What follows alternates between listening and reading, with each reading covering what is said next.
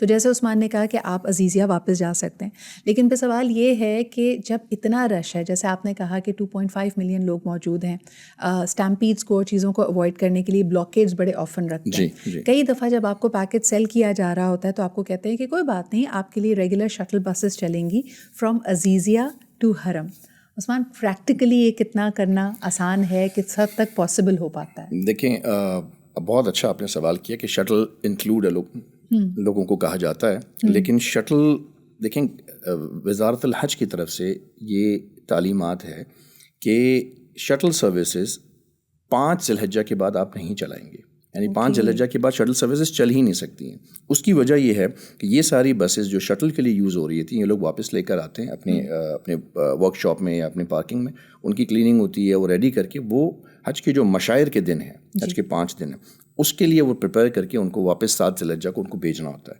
تو 5 ذی الحجہ از the last day ظہر کے ٹائم، اس کے بعد شٹل سروسز نہیں چلتی ہیں. تو اگر آپ عزیزیہ میں ہیں یا آپ کی رہائش حرم سے دور ہے تو کیا آپ کو پیدل جانا پڑتا ہے روزانہ؟ دیکھیں، اس میں ہم لوگ جو پیکج ڈیزائن کرتے ہیں نا، اس میں جیسے ایک 16 دن کا پیکج ہے، اس میں مدینہ منورہ کی بھی 3 راتیں ہیں، 4 دن مدینہ منورہ کے ہیں، 3 سے 4 دن مکہ مکرمہ میں 5 اسٹار ہوٹل، بالکل آپ یعنی کہ 0 کلومیٹر اس میں آپ ہیں. تو آپ مکے میں بھی رہ کے عمرہ کر لیا، آپ نے کچھ طواف کر لی، کچھ نمازیں پڑھ لی. 4 ذی الحجہ کو بہت بڑی میجر موومنٹ ہوتی ہے حاجیوں کی، مکہ ٹو عزیزیہ. تو زیادہ تر لوگ آ جاتے ہیں، اس لیے کہ 4 کے بعد میں نے جیسے آپ کو بتایا کہ وہ ایک پیک سیزن شروع ہو جاتا ہے، تو 4 کے بعد وہاں آ جاتے ہیں. 4 کے بعد ایک دن ان کو ہم کوشش کرتے ہیں کسی کو آنا ہو تو ہم شٹل چلاتے ہیں، اور 5 کے بعد شٹل سروسز بند کر دیتے ہیں. تو ہم نے یہ کلیئر کیا کہ عزیزیہ کے یا عزیزیہ میں اکوموڈیشن لینے کے آپ کے پاس فائدے اور اس کے پروز اینڈ کونس کو آپ کے سامنے رکھا ہے. یقیناً آپ کا یہ سبجیکٹو ڈیسیجن ہوگا، ایک انفارم ڈیسیجن لیجیے. اچھا جی، بات کرتے ہیں کہ 8 ذی الحج کو سب سے پہلے آپ نے جب احرام باندھ لیا، حج کی نیت کر لی، تو آپ کو منی لایا جائے گا. منی کی صورتحال آپ کے سامنے ہے کہ عام جو سالوں میں ہم نے دیکھا اس سے زیادہ ہو سکتا ہے آپ کے پاس جگہ تھوڑی کمپیکٹ ہو، لیکن یہاں پہ آپ نے 5 نمازیں ادا کرنی ہیں، اور یہ 8 ذی الحج کا اس وقت دن ہے. 9 ذی الحج جب ڈیٹ تبدیل ہوتی ہے عثمان، پھر اس کے بعد آپ نے عرفات جانا ہے. 9 کی صبح ہم فجر کی نماز کے بعد کوشش کرتے ہیں کہ جتنی جلدی ہو سکے حاجیوں کو موو کریں. یعنی اچھا، اس میں بھی یہ ہوتا ہے کہ کچھ لوگ جیسے گورنمنٹ کے حاجی ہوتے ہیں وہ ٹرینوں میں جاتے ہیں، کچھ ایسے بھی ہوتے ہیں جو بسوں میں جاتے ہیں، لیکن ان کو وہ لوگ 8 کی رات کو عرفات موو کر دیتے ہیں، وہ ڈیوائڈ کر دیتے ہیں رش کو. آپ دیکھیں منی میں، کیونکہ اگر عزیزیہ سے منی آ رہے ہیں یا مکہ مکرمہ سے، جیسے آپ 5 اسٹار ہوٹل سے ہم آ رہے ہیں، تو ڈسٹینس تو ایک 5 کلومیٹر کا ہے منی کا، لیکن چونکہ ٹریفک ہوتا ہے، رش ہوتا ہے، کبھی 1 گھنٹہ 1.5 گھنٹے بھی لگ سکتے ہیں، لیکن منی سہولت کے ساتھ ہم پہنچ جاتے ہیں. اسی طرح 9 کی صبح جب ہم نکلیں گے، اس کی وجہ یہ کہ ڈیوائڈ ہو چکا ہے رش. کچھ لوگ 7 کو آ جاتے ہیں منی، ہم لوگ 8 کو آتے ہیں، اور بہت سارے لوگ 8 کو آتے ہیں. اسی طرح سے عرفات جانے میں بھی 8 کی رات کو بہت سارے حجاج، خاص کر کے گورنمنٹ کے حجاج اور بھی بہت سارے حجاج کو وہ لوگ عرفات بھیج دیتے ہیں. تو ہم 9 کی صبح نکلتے ہیں، الحمدللہ بڑی سہولت کے ساتھ. ہم آپ سمجھیں کہ ڈسٹینس ہے آلموسٹ 12 سے 13 کلومیٹر عرفات کا، لیکن رش ہوتا ہے، ٹریفک بہت جام ہوتا ہے، اس کے باوجود بھی زوال سے پہلے ہم اپنے حاجیوں کو عرفات پہنچا دیتے ہیں. ٹھیک ہے. عرفات چونکہ اصل دن ہے، علماء فرماتے ہیں، جیسے حدیث میں آتا ہے، اس کا مفہوم ہے کہ الحج عرفہ، کہ حج جو ہے وہ عرفات ہے، اس کا عرفات ہو گیا، اس کا حج ہو گیا.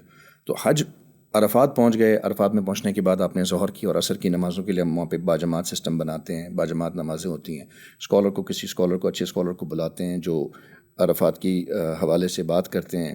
حضور پاک صلی اللہ علیہ وسلم نے جو خطبہ فرمایا ان کا ترجمہ بھی بتاتے ہیں، پھر دعا بھی تھوڑی سی کراتے ہیں. پھر عصر کی نماز ہوتی ہے، اور مغرب کی اذان ہوتے ہی ہم عرفات سے مزدلفہ کے لیے موو کریں. اچھا، now before we go into the Muzdalifah details, مجھے یہ بتائیں کہ عرفات کے دن کے جب ہم امیجز اسکرین پہ دیکھتے ہیں تو ہم دیکھتے ہیں کہ مختلف چھوٹی بڑی جگہوں پہ جو پہاڑی ہے جبل رحمت، وہاں پہ لوگ کھڑے ہوئے ہیں، نماز ادا کر رہے ہیں، دھوپ میں کھڑے اللہ تعالیٰ کی بارگاہ میں دعا کر رہے ہیں.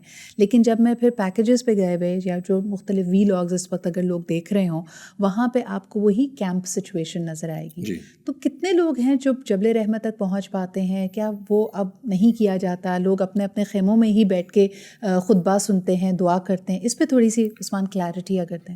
دیکھیں، بہت سارے لوگوں کا دل میں یہ ہوتا ہے کہ جی ہم جبل رحمت پہ ضرور جائیں، لیکن چونکہ ایک تو گرمی بہت زیادہ ہوتی ہے اور پچھلے سالوں میں اکثر چونکہ ہم آرگنائزرز ہم پہلے سے انسٹرکشن دیتے ہیں کہ جی جبل رحمت دور ہے اور وہاں جانے کی کوشش نہ کی جائے. پھر کچھ لوگ یہ بھی کہتے ہیں کہ جی ہمیں مسجد نمرہ جانا ہے, وہاں جا کے ظہر اور عصر کی نماز جماعت سے ہوتی ہے, وہاں پڑھیں گے ہم. اس کے لیے بھی ہم یہ کہتے ہیں کہ جی آپ نہ جائیں تو بہتر ہے. اس کی وجہ یہ ہے کہ ایک تو جو وزارت الحج ہے انہوں نے جو ہمیں ایلوکیشن دی ہوتی ہے عرفات کی, وہاں ہم نے ان کے لیے ارینجمنٹس کی ہوئی ہیں جس میں بڑے جیسے مارکیز بنتے ہیں, اسی طرح کے مارکیز ہوتے ہیں جو ایئر کنڈیشنڈ ہوتے ہیں, اس کے اندر ہم ان لوگوں کو اکوموڈیٹ کرتے ہیں. وہاں بیٹھنے کی جگہ ہوتی ہے, وہاں نماز کی جگہ ہوتی ہے.